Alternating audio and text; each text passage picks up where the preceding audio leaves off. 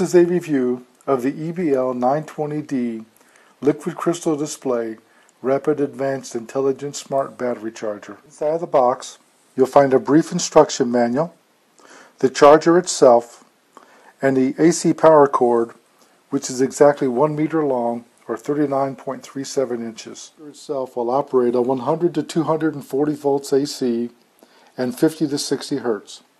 It's designed to charge 1, 2, 3, or 4 batteries at a time.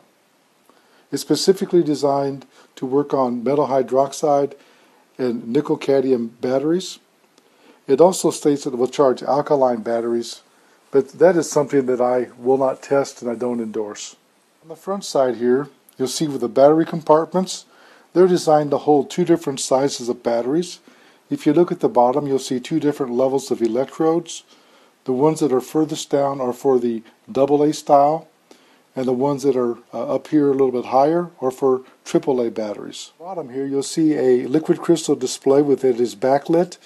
When lit up, it will show you that the batteries are charging. On the side here is a special function called a discharge function. In order to keep your batteries from getting a memory set from being only partially discharged, after you insert them, you can press this. With it plugged in, it will discharge the batteries and then start the charge and fully charge them. I don't use alkaline batteries in our home anymore. I use very few, only when I have to.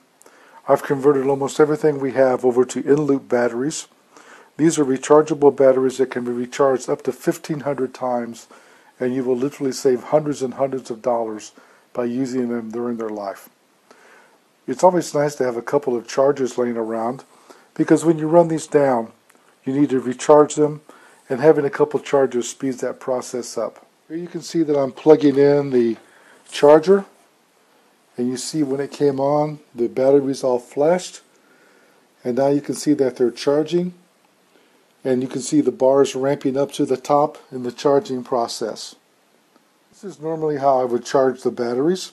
About every 4th or 5th or 6th time, especially if I have a battery that I think is acting up, I will put them in there and press the discharge function, and that discharges the batteries completely and then starting the charging process. In that way, you don't let the batteries take a memory set thinking that maybe 40% empty is really totally discharged. To do that, you turn it over. You see this button here on the side. You press it and hold it down, and you can see now it says discharge on the display, and when it says discharge, you can see the display is acting completely different. It's now discharging those batteries instead of charging them. Here you can see the top indication says charge, the bottom one when you're using it says discharge, and the one in the middle says error, which means the batteries are inserted incorrectly. It's always important to make sure you have the proper polarity of the batteries being installed. As I mentioned, this will charge AA and AAA batteries. One of the important things that you want to remember is do not mix different brands, different styles, or different specifications or types of batteries. They should all be the same. Here you can see I have 4 in-loops in the battery charger itself. During charging, the temperature of the batteries and the temperature of the charger is monitored, and it is protected from overheating. If it gets too warm, it will shut off. The instructions that come with this charger state that you can recharge alkaline batteries. I want to tell you that there are actually brands of batteries that are alkaline and they are rechargeable. They generally have a life to be recharged of somewhere between 20 and 25 times. For the most part, alkaline batteries are designated non-rechargeable batteries. The reason for that is alkaline batteries use an entirely different chemical process than nickel metal hydroxide batteries or nickel cadmium batteries. Alkaline batteries are designed to be used until the capacity in them is completely depleted. At that time, the chemicals in the alkaline batteries are in an equilibrium state, which means they're balanced, and the battery is essentially dead. If you ever want to recharge one, you should never deplete the alkaline battery all the way. Personally, I don't recommend it because recharging alkaline batteries can be dangerous and you can cause them to overheat and potentially even explode. This is an intelligent charger, and it does have some special features.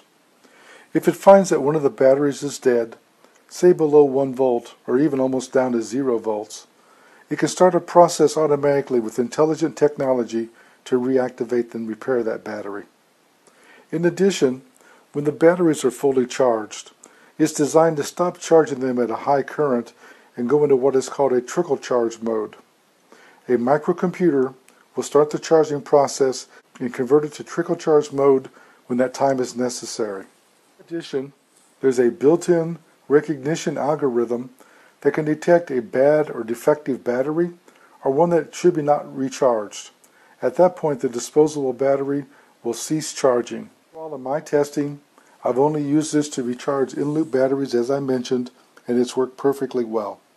I like the fact that it has displays that tells you when the batteries are charging and when the battery is fully charged. You can see that all 4 batteries are charging and the LCD backlight is lit.